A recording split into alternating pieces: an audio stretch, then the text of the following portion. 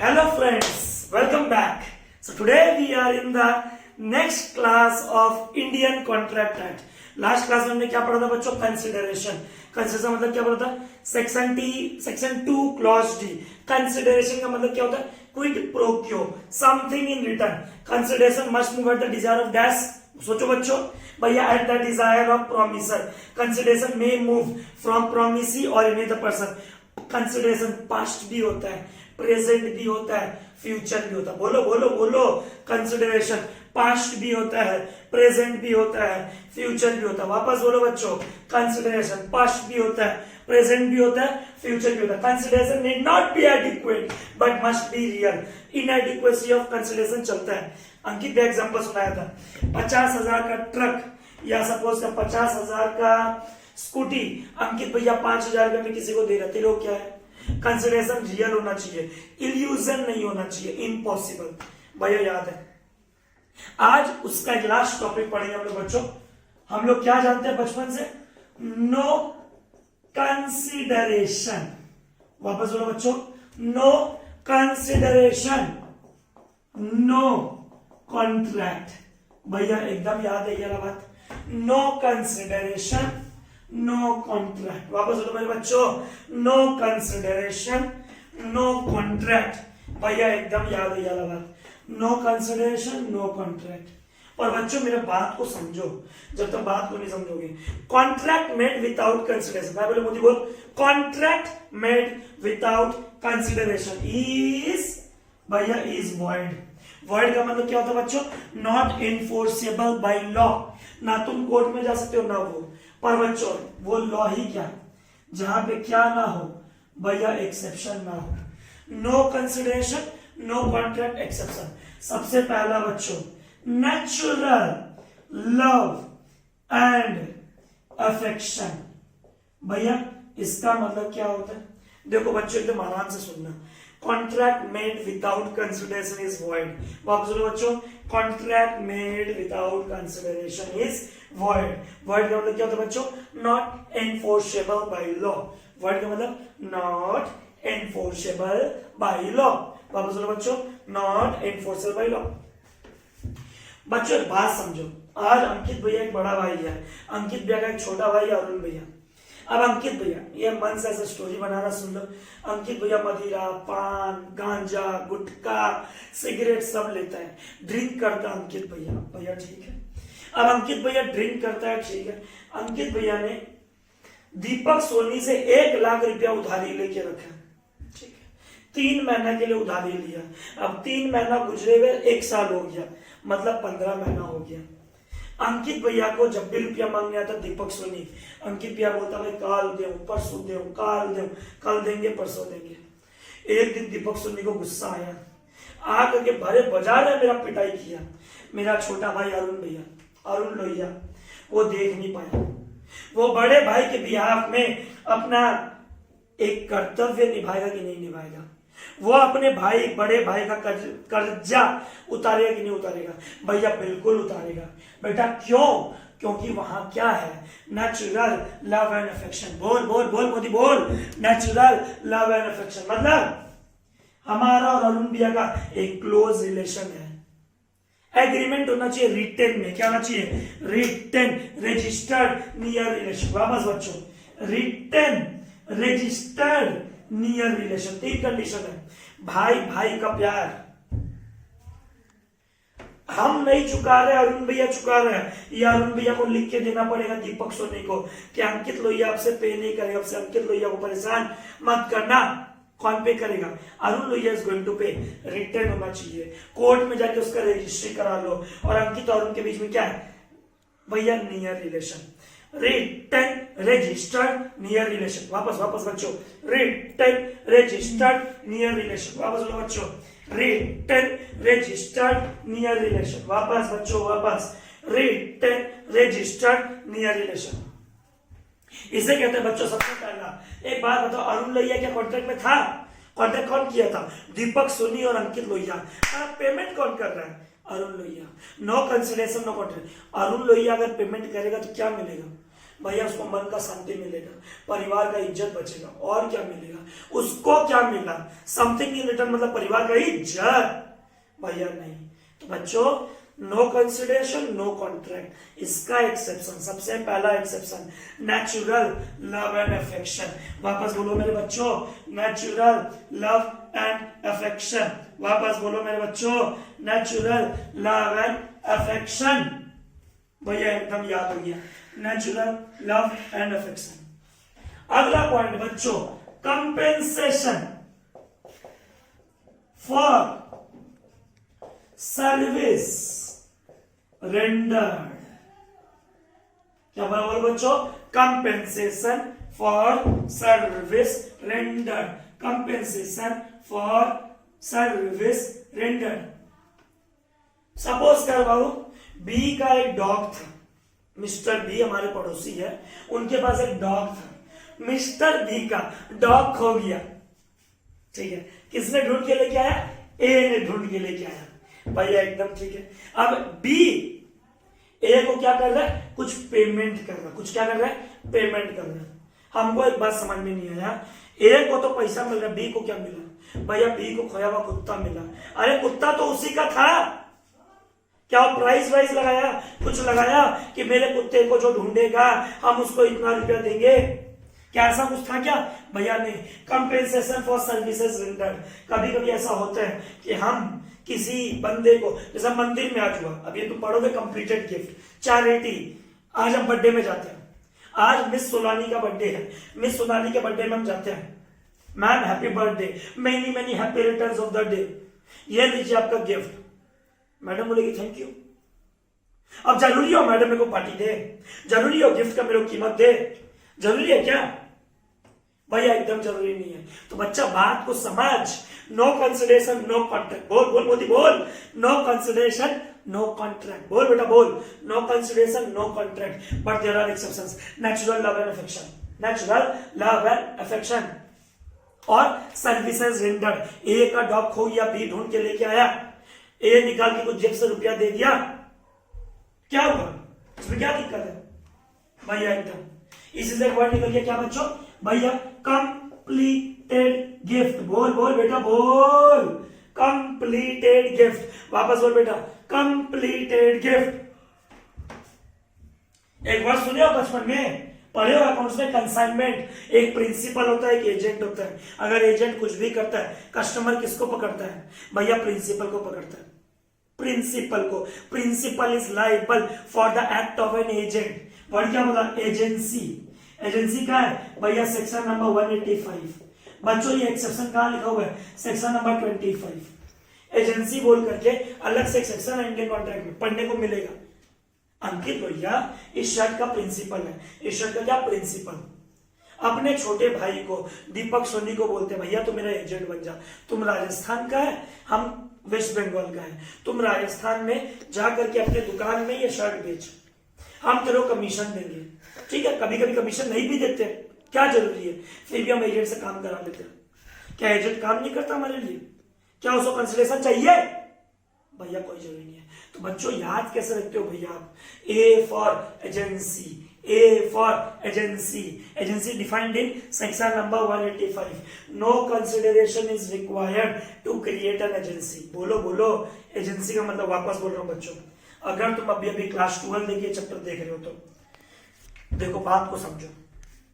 अंकित भैया 100 shirt piece waste Bengal से राजस्थान भेजा, दीपक सोनी तुम मेरा एजेंट है, ठीक है। अब वो दीपक सोनी क्या करता है? हमारे बिहाफ में शर्ट सेल करते हैं, उसको हम कमीशन दे भी सकते हैं। अगर बात हुआ है तो कमीशन देंगे, बात नहीं हुआ तो कमीशन नहीं देंगे। थोड़ा फील कर, एजेंट के साथ कमीशन का बात हो ये जरूरी नहीं है। Is consideration required to create an agency? The answer is no. हम बर्थडे में जाते हैं, किसी के गिफ्ट देते हैं इस उम्मीद से कि खाना देगा, पार्टी देगा, हाँ जाते हैं भैया, इसी उम्मीद से हम जाते हैं। पर बेटा वो नहीं दिया, क्या करें? गिफ्ट वापस ले ले। हाँ, मंदिर में दान करने का वादा किया 11,000 रुपया, भगवान ना करे ऐसा कोई वादा नहीं किया अंकित भैया, फिर भी 11,000 रुपया दान करने का वादा किया।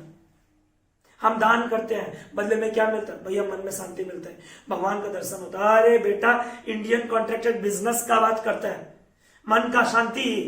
हाँ, मुंह से भी कुछ निकल जाएगा, शांति। भैया समझ में आ रहा है एकदम। गिफ्ट देते हैं किसी को, बात समझिए। वर्ड सुना होगा बेलमेंट। अंकित भैया के पास 10 ट्रैक्टर है। अंकित भैया गरीब किसान को ट्रैक्टर चलाने के दे दिया, ले भाई तो अपने खेत में ये ट्रैक्टर चला ले। क्या जरूरी है उससे पैसा ले?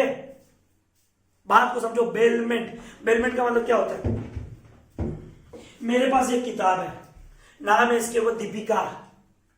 हमने दीपिका से बोरो किया ये किताब कि दीदी ये वाला किताब मेरे को तो पढ़ने के लिए। अब ये किताब हम लिए हैं, क्या जरूरी है उनको पेमेंट करना पड़ेगा?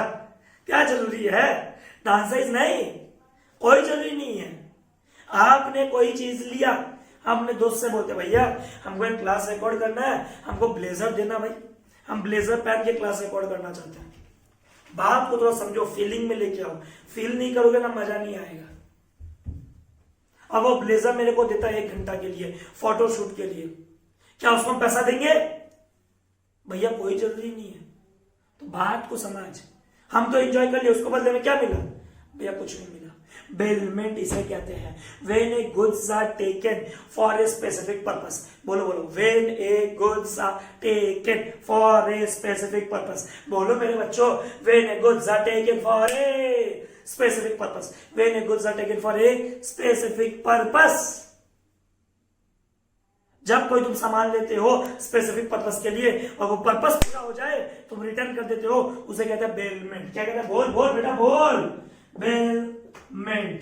वापस बोल भैया, ये तो ऐसे ही याद हो जाएगा। A for agency, B for bailment, C for completed gift. Completed gift बोल ले बेटा, चैरिटी बोल ले, किताब में अलग अलग लिखा हुआ है। भैया ए बी सी हो गया, भैया डी भी। अरे डी, जहां लव एंड अफेक्शन हो, जहां प्यार हो, जहां अफेक्शन हो, वहां धोखा आ ही जाता है। भैया एकदम याद हो गया, एकदम छोड़ेंगे नहीं। नो कंसिडरेशन नो कॉन्ट्रैक्ट, पहले तो ऐसे लिखेंगे, agreement made without consideration is void. वापस बोलो बच्चों, agreement made without consideration is void. वापस बोलो बच्चों, agreement made without consideration is void, but no consideration no contact, but there are certain exceptions. Natural love and affection, बोल बोल, natural love and affection। क्या क्या पॉइंट है? Return होना चाहिए, रजिस्टर्ड होना चाहिए, नियर रिलेशन होना चाहिए, भाई भाई का प्यार भैया, और प्रॉमिस टू पे डेट, लॉ ऑफ लिमिटेशन, ठीक है भैया, और सर्विसेज रेंडर, खोया हुआ कुत्ता ढूंढे, और भैया मंदिर में दान करते, क्या मिलता है बदले में? भिखारी को रुपया देते, क्या मिलता है बदले में? भैया दोस्त को गिफ्ट देते बर्थडे में, क्या मिलता है बदले में? आज मामा जी मेरे को कुछ भेजे, अंकित ये काम कर, 100 शर्ट पीस है, अंकित ये वेस्ट बंगाल में बेच दे, तो जरूरी है मामा जी से हम कंसिडरेशन लेंगे? जरूरी है क्या? बोलो ना भैया, कोई जरूरी नहीं है। Agency, to create an agency no consideration is required. Section याद रखना बच्चों, जल्दी से हम बोलते भी नहीं है। सेक्शन नंबर 185, बोल बोल बेटा बोल, section number 185। No consideration no contract, no consideration no contract. A for agency, B for bailment, C for charity, C for completed gift. बेटा बेलमेंट होता क्या है? भैया हम जब कोई सामान किसी से लेते हैं फॉर ए पर्टिकुलर पर्पस, कुछ समय के लिए, भैया पेन देना, एग्जाम में पेन खत्म हो जाता है, प्लीज पेन देना। पेन क्या घर लेके आ जाते हैं एग्जाम खत्म होने के बाद? भैया एकदम भी नहीं। हम क्या करते हैं, उस पेन को एग्जाम ओवर होने के बाद, हमारा जब काम खत्म हो जाए, हम वो क्या बोलता है, लाओ भैया पैसा तो 50 रुपया, ऐसा बोलता है क्या? भैया नहीं, इसे कहता है बेलमेंट। क्या कहता है? बोल बोल बोल, bailment. A for agency, B for bailment, C for completed gift, charity और कंप्लीटेड गिफ्ट, डी फॉर धोखा। धोखा मतलब नेचुरल लव एंड अफेक्शन। ये था बच्चों नो कंसिडरेशन नो कॉन्ट्रैक्ट का एक्सेप्शन। ये था हमारा सेकेंड चैप्टर कंसिडरेशन, जिसको बोलते हैं यूनिट नंबर 2। तो बच्चों ये हमने क्या पढ़ा? Consideration, no consideration no contract exception. Section number 25 natural love and affection में बच्चों 3 पॉइंट मत भूलना कभी भी। कौन कौन सा भैया? Written, registered, near relation. Written registered नहीं याद रहे तो एक वर्ड याद रखना, स्टाम्प्ड। बेलमेंट का मतलब आप समझ गए, कोई भी सामान हम लेते हैं फॉर ए स्पेसिफिक पर्पस, काम हो जाता है तो लौटा देते हैं, तो कोई जरूरी नहीं है कंसिडरेशन देना पड़ेगा। चैरिटी बचपन से पढ़ते आए हैं, गिफ्ट बचपन से पढ़ते आए हैं। नया चीज क्या पढ़े? Agency. No consideration is required to create an agency. Section number 185। क्या बोलो बच्चों? Section number 185। भैया ठीक है, तो हमने सबसे पहले क्या पढ़ा था? Proper offer and proper acceptance. फिर क्या पढ़ा? With the intention to create legal relation. फिर क्या पढ़ा? कंसिडरेशन। अब पढ़ेंगे बच्चों कैपेसिटी। क्या पढ़ेंगे बोलो बच्चों? कैपेसिटी। कौन कौन ऐसे बंदे हैं जो कॉन्ट्रैक्ट कर सकते हैं? बोली अल्लाह दिखा। Capacity to contract. ये लो बच्चों, आज हम लोग पढ़ेंगे किसके बारे में भैया? आज हम लोग पढ़ेंगे माइनर के बारे में। माइनर कौन होता है? माइनर। कैपेसिटी, क्या माइनर कॉन्ट्रैक्ट करने के लिए एलिजिबल है? भैया माइनर के साथ कॉन्ट्रैक्ट करेंगे, कॉन्ट्रैक्ट बन जाएगा वॉइड एब इनिशियो, मतलब void from the very beginning. क्या बोला बोलो बच्चों? Void from the very beginning. वापस बोलो बच्चों, void from the very beginning. Void एब इनिशियो का मतलब होता है तुम शुरू से ही गलत थे, तुम शुरू से ही बिजनेस का मोटिव नहीं था, तुम शुरू से ही नॉट एनफोर्सेबल थे। माइनर, सबसे पहले माइनर कौन होता है? भैया जिसका उम्र हमारे नजर में 18 के नीचे हो। तुम्हारे नजर से नहीं हो तो ये कहां लिखा है बच्चों? Indian majority act 1875। Indian majority act 1875 में लिखा है जो बंदा 18 के नीचे हो, जो बंदा 18 के नीचे हो उसे हम कहते हैं माइनर। क्या कहते हैं बोलो बच्चों? उसे हम कहते हैं माइनर। अगर कोई बंदा 18 के नीचे है हम उसे कहेंगे माइनर। भैया एकदम डन। दूसरा पॉइंट बच्चों बच्चों बच्चों, माइनर कैन ऑलवेज, ठीक है स्पेलिंग शॉर्ट में लिख रहे हैं, प्लीड माइनॉरिटी। भैया इसका मतलब, इसका उदाहरण सुनाते हैं। एक केस लॉ है मोहिनी बीबी वर्सेस धर्मोदास घोष। भैया केस लॉ क्या है बच्चों? हमने डिसाइड किया इंडियन कॉन्ट्रैक्ट में जितने केस लॉज है ना इंपॉर्टेंट, उसके ऊपर अलग से हम 2 लेक्चर बना देंगे। बस याद रखना माइनर में केस लॉ है मोहिनी बीबी वर्सेस धर्मोदास घोष। इसमें क्या होता है तुमको बता देता एक बार। सपोज कर हम एक माइनर है, छोटा बच्चा है, अब हम क्या किए दाढ़ी वाड़ी लगा करके सब कुछ लगा करके तुम्हारे शोरूम के अंदर आ गए, भैया हमको वो टीवी देना। आप पूछे पेमेंट, हम बोले भैया एक काम करो पेमेंट हमारे माँ बाप से लेना, हमारे पेरेंट्स से लेना, हम ऊपर वाला 12 तल्ला का मंजिल में रहते हैं, टीवी खरीद के तुमसे लेके चले गए। अब तुम आइडेंटिफाई नहीं कर पाए कि अंकित भैया माइनर है कि मेजर है। हम एक्चुअल में माइनर थे पर हम दाढ़ी मूछ लगा के गए थे और ये दुकानदार को पता नहीं है। ऊपर गए, मजा आया, थोड़ा सा अंकल जी का फिरकी लेना था, 12 तल्ला ऊपर चढ़े और टीवी धम से नीचे फेंक दिए। अब वो हमारे पेरेंट्स के ऊपर, हमारे ऊपर केस करना चाहते हैं। क्या हमारे ऊपर केस कर सकते हैं? द आंसर इज नहीं। तुम कॉन्ट्रैक्ट की यही क्यों माइनर के साथ? माइनर अपने आप को मेजर दिखा सकता है, माइनर अपने आप को मेजर दिखा सकता है। मेरे बात को समझो बच्चों, माइनर अपने आप को मेजर दिखा सकता है। ये तुम्हारे ऊपर है जज करना कि वो एक्चुअल में मेजर है कि नहीं। Minor can always plead minority, minor can always plead minority, minor can always plead minority. Minor अपने आप को बड़ा दिखा सकता है, माइनर अपने आप को बड़ा दिखा सकता है। ये तेरे ऊपर है, ये तेरे ऊपर है कि वो माइनर है कि नहीं जज करना। भैया ठीक है, वो दाढ़ी मूछ लगा के ऐसा काम किया, उस समय कुछ नहीं कर पाए, भैया आज वो 18 साल का हो गया, happy birthday to you, wish करने गए और चल भाई अब तेरे ऊपर केस करेंगे। एक बच्चा जो बचपन में जो किया है उसके लिए वो जवानी में जिम्मेदार नहीं है। इसका मतलब भैया लॉ के भाषा में रेटिफिकेशन, क्या बोला बच्चों?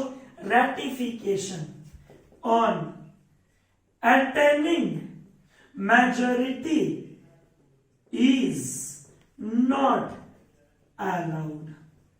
एक बच्चा अगर बचपन में कुछ किया है, कोई कॉन्ट्रैक्ट किया है, उसके लिए वो जिम्मेदार, वो भरपाई नहीं है। बच्चों इन थोड़ा प्रॉब्लम कर रहा है। Ratification attaining, ATTAINING, attaining majority is not allowed. सुन के लिख लेना। सबसे पहला माइनर कहां लिखा है? माइनर लिखा है इंडियन मेजोरिटी एक्ट 1875। बोल बच्चा बोल, इंडियन मेजोरिटी एक्ट 1875। वापस बोल, इंडियन मेजोरिटी एक्ट 1875।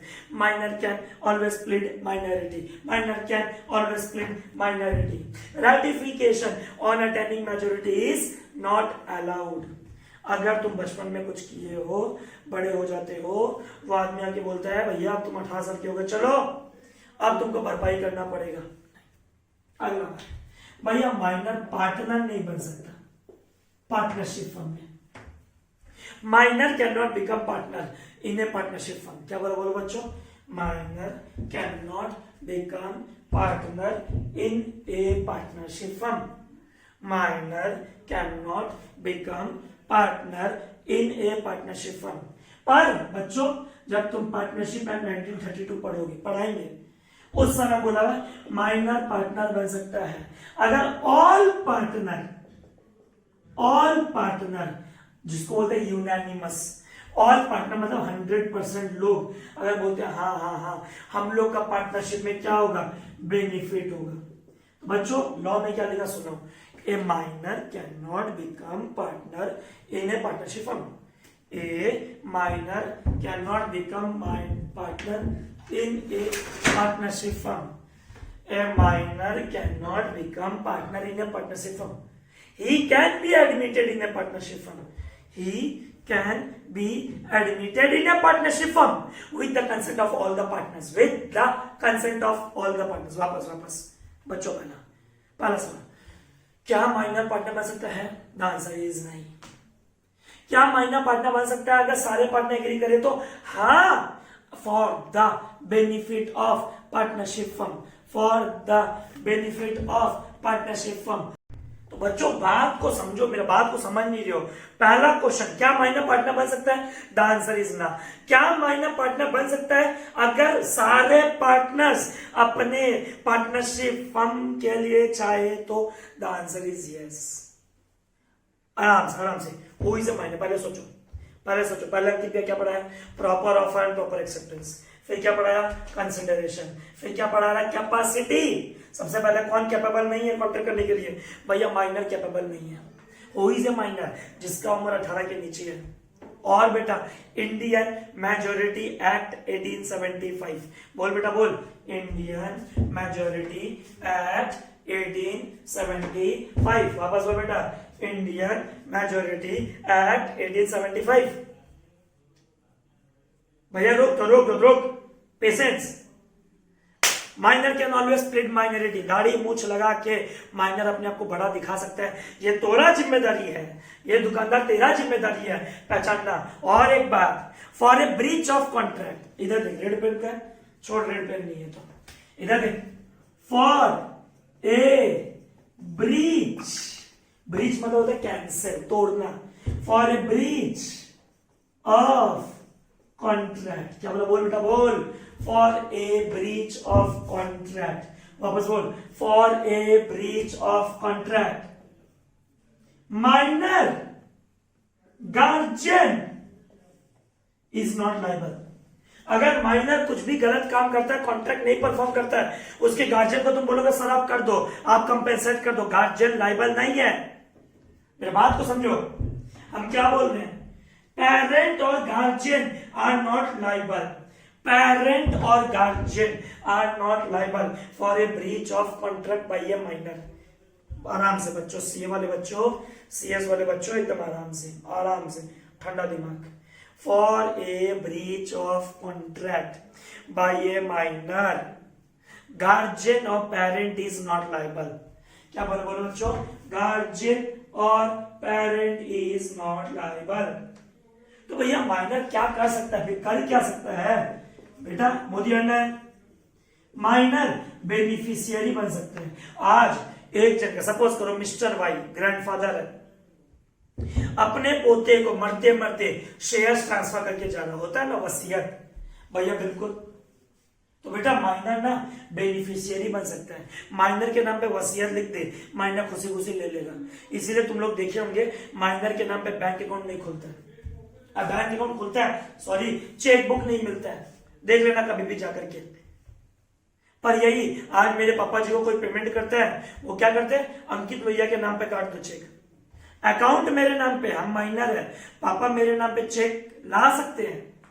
पर आज पापा जी को किसी को पेमेंट करना है, बच्चे के नाम पे चेक काट करके, बच्चे के चेक बुक से चेक काटना है, बच्चे को चेक बुक मिलता ही नहीं है।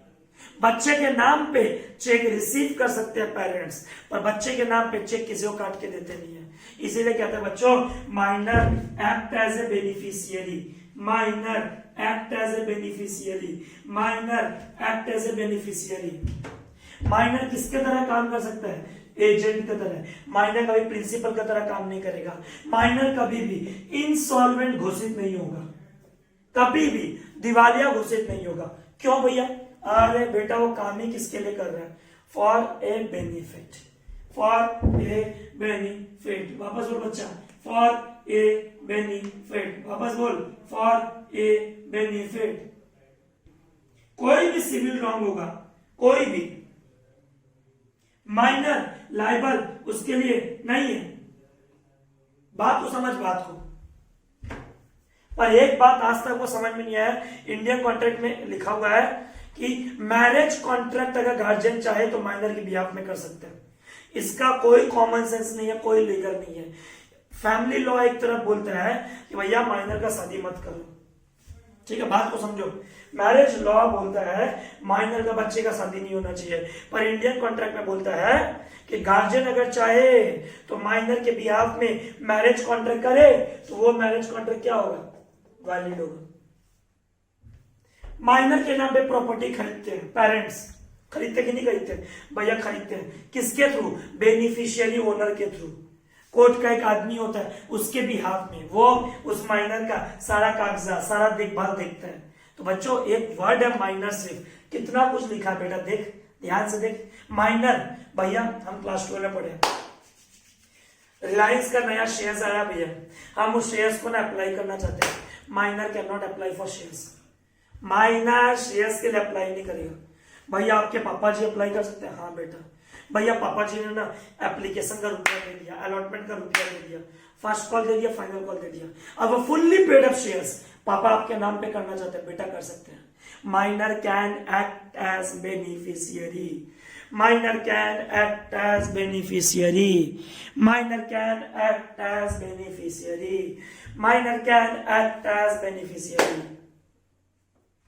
माइनर के नाम पे इमूवेबल प्रॉपर्टी, जमीन खरीद सकते हो, हाँ खरीद सकते हो, कॉन्ट्रैक्ट वैलिड है।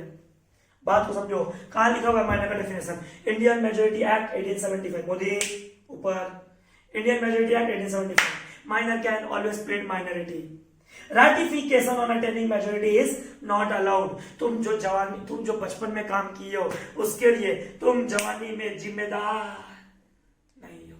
माइनर क्या पार्टनर बन सकता है, दान से पहले ना फिर हाँ, कब हाँ बन सकता है, for the benefit of partnership firm with the consent of all partners, with the consent of all partners, with the consent of all partners. Minor insolvent घोषित नहीं हो सकता। माइनर किसके तरह काम कर सकता है, एज एन एजेंट, प्रिंसिपल की तरह नहीं। माइनर कभी शेयर होल्डर नहीं बन सकता, शेयर्स के लिए अप्लाई नहीं कर सकता, पर अगर फुल्ली पेड अप शेयर्स है उसके लिए वो अपना हक जता सकता है। शेयर्स फुल्ली पेड अप होना चाहिए। शेयर्स क्या होना चाहिए बच्चों, फुल्ली पेड, फुल्ली पेड। बोल बोल बोल बेटा बोल, फुल्ली पेड, फुल्ली पेड। भैया एकदम समझ में आया। तो बच्चों आज हमसे माइनर बताया, नेक्स्ट आपको हम बताएंगे सबसे इंपॉर्टेंट टॉपिक होने वाला है कोहेजन एंड इन्फ्लुएंस। बच्चों नेक्स्ट पार्ट देखने के लिए पूरा ये वीडियो देखना, उसके बाद नेक्स्ट पार्ट जरूर देखना। होप आपको अच्छा लगा क्लास, शेयर करना, सब्सक्राइब करना मत भूलना। Thank you, keep watching.